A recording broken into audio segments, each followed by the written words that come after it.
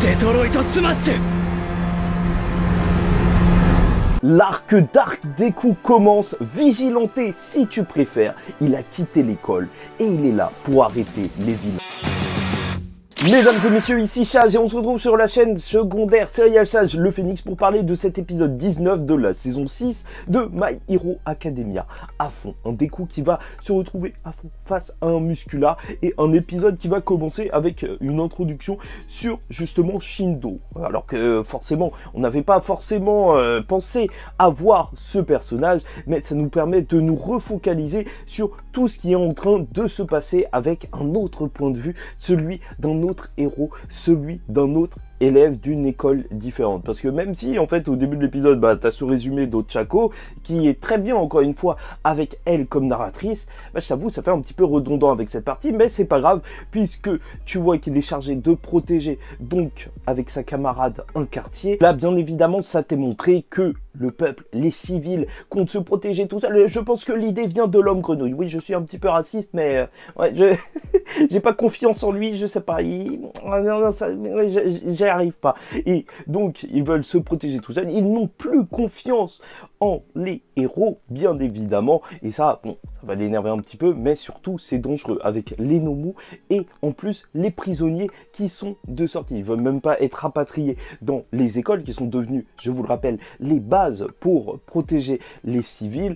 Et donc, on va avoir le droit à l'arrivée de Muscula. Et je trouve que son introduction est extrêmement bien réussie. Il est monstrueux. On dirait un Hulk qui arrive en détruisant des immeubles. Et même le fait que quand il voit des couilles, il arrache un immeuble. C'est juste génial. Vraiment, c'est un monstre. Et ça se ressent. Parce que même si Shindo, en fait, c'est un personnage hyper populaire au Japon, et je ne sais pas réellement pourquoi, peut-être que c'est juste son design ou les figurines steampunk qui sont sorties avec lui, alors il va se faire éclater par Muscula tout en lui lançant une attaque. Et bien sûr, en fait, peut-être que c'est pour nous rappeler un petit parallèle avec ce qui s'était passé avec Deku il y a de cela quelques années, quelques saisons même, vu que franchement, ce personnage ressemble énormément à Deku, mais il va se faire avoir, et c'est là que Deku va intervenir, aidé par son 6e sens, et c'est ça qui lui permet de repérer les vilains maintenant. Ça fait que même en dehors du fait qu'ils veulent se battre tout seuls ou juste avec certains héros professionnels,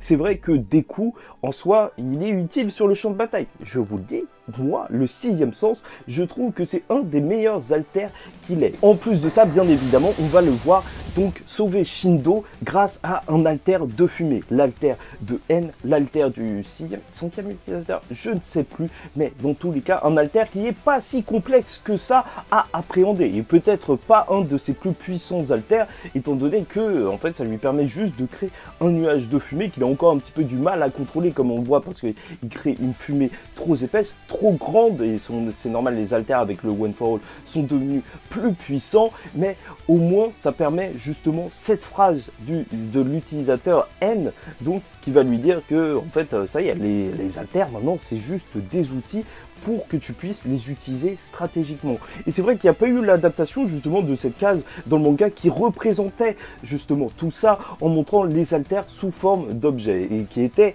franchement impactante et assez parlante, et je comprends qu'il l'ait enlevé pour le rythme, en fait, pour ne pas s'arrêter justement sur cette notion d'alter et directement enchaîner sur le combat face à Muscula, mais je trouve que c'est un petit peu dommage d'avoir loupé cette case que je trouve même juste magnifique graphiquement, mais dans tous les cas, c'est ça. C'est vrai que peut-être à partir de maintenant, les alters vont apparaître plus vite, et c'est normal, il peut communiquer avec les anciens utilisateurs du One for All, et même il pourrait maîtriser les alters plus rapidement. Oui, la communication avec les anciens utilisateurs, ça donne vraiment un tout autre cachet à ce qui est en train d'arriver.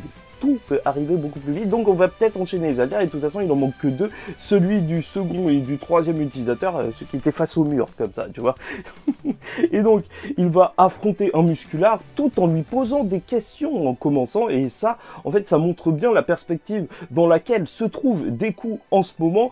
Il veut tenter de comprendre les vilains, peut-être sauver Shigaraki, bien entendu, et c'est pour ça qu'il va le questionner. Mais bon, Muscula, c'est compliqué de lui parler, tu connais, il est compliqué.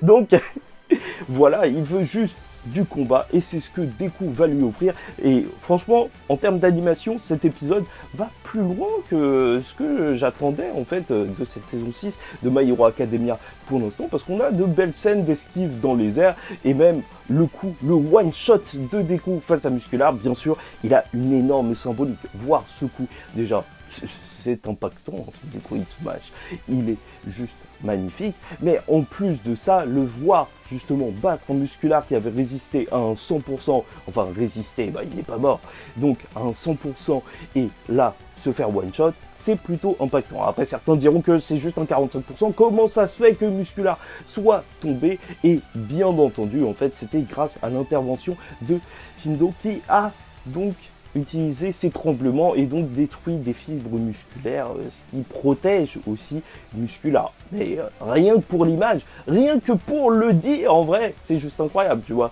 Quand tu dis que Deku, il a revu Muscular et il a battu en un coup, alors là, c'est vrai que c'est une toute autre donne. Et bon, on va le voir justement rejoindre All Might et on apprend donc que All Might, Belginiste, Hawks, Deku sont ensemble, il est avec le top des héros pour arrêter Shigaraki et All for One. On apprendra qu'il a ses gants qui sont venus des États-Unis, des prototypes, et donc ça fait un lien avec le film 1 et ça rend un petit peu les choses un petit peu plus canon.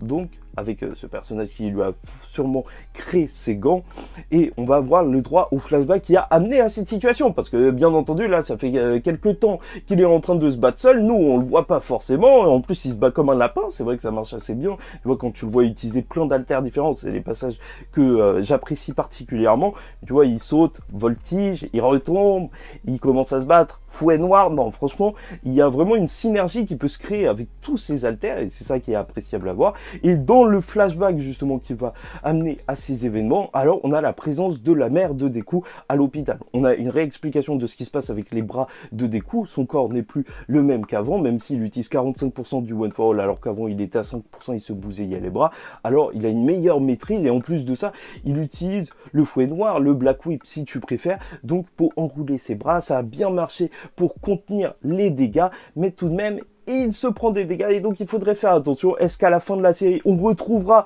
un Deku sans bras? Je ne sais pas. N'hésite pas à me dire ce que t'en penses en commentaire. Like ou dislike cette vidéo d'ailleurs et n'hésite pas non plus à t'abonner. Oui, parce que chaque semaine, on parle de My Hero Academia. Et c'est vrai que c'est un passage particulièrement touchant de voir que sa mère, en fait, c'est à la fois celle qui l'a inspiré à devenir un héros et maintenant la personne qu'il essaye de préserver malgré tout ce qui est en train d'arriver. C'est vrai que si il retourne à UA, parce que certains disent que c'est l'arc Dark Deku, je préfère appeler ça l'arc Deku déscolarisé, la déscolarisation de Deku. Non, en fait j'ai carrément trouvé un meilleur nom pour cet arc, l'arc de l'école buissonnière, parce que la tête de Deku c'est un buisson, c'est juste génial. Puisque bien entendu, il veut pas rentrer à l'école. S'il rentre à l'école, alors vu que Shigaraki a l'alter, tu vois, des pussycats, donc pour le suivre, alors il pourrait attaquer directement UA et faire énormément de dégâts.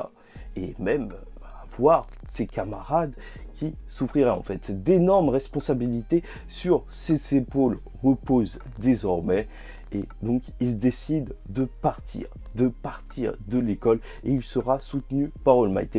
Et là où par contre ça marche extrêmement bien de voir l'animation justement de ce passage sur Deku avec un Deku un peu plus dark entre guillemets, c'est que on a sa voix et sa voix, à sa voix on reconnaît bien entendu directement qu'il n'est pas bien. Non, c'est pas le Deku des bons jours là qu'on voit, c'est un Deku qui est complètement anéanti et qui fait juste ce qu'il doit faire. Bien sûr qu'en fait c'est une sorte d'échec pour All Might. All Might qui avait juré de protéger le fils d'Inko, de la mère de Deku, et qui au final doit l'accompagner dans ce périple, même si il fera attention à lui, et c'est ce qu'on voit.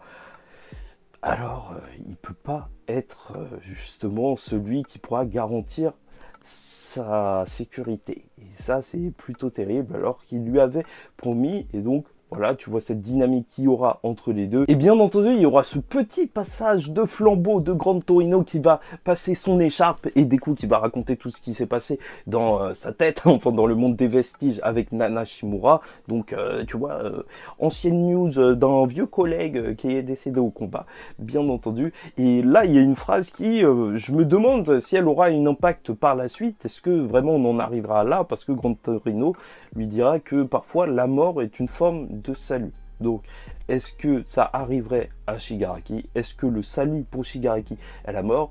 Je ne sais pas, mais dans tous les cas, je pense que pour All for One, il n'y a pas trop d'autres solutions. Donc, peut-être qu'on partirait sur ça. Bon, par contre, on va passer sur le fait que Benjiniste a l'air juste d'un zinzin à tenir son téléphone comme ça. C'est pour ça qu'il ne sera jamais héros numéro 1 après. Il est avec les héros professionnels et il compte bien retrouver Shigaraki. Mais en plus de ça, arrêter des vilains, faire son maximum pour que ce monde post-apocalyptique, on va pas se mentir, c'est un petit peu ça avec tous les débris partout, tous les prisonniers qui sont sortis de n'importe où, soit un petit peu plus en sécurité. Et ça, on le verra très très vite. Franchement, en termes de rythme, c'est assez bon et malheureusement, j'ai peur qu'il n'y ait pas tant d'ajouts que ça pour cet arc qui a été beaucoup apprécié des fans, mais que les fans ont trouvé assez court. On dirait que dès le prochain épisode, ça va partir directement sur une autre grosse confrontation. Mais dans tous les cas, c'est un plaisir de voir un Dark Deku représenté en ce moment. Et c'est pour ça, profitons-en.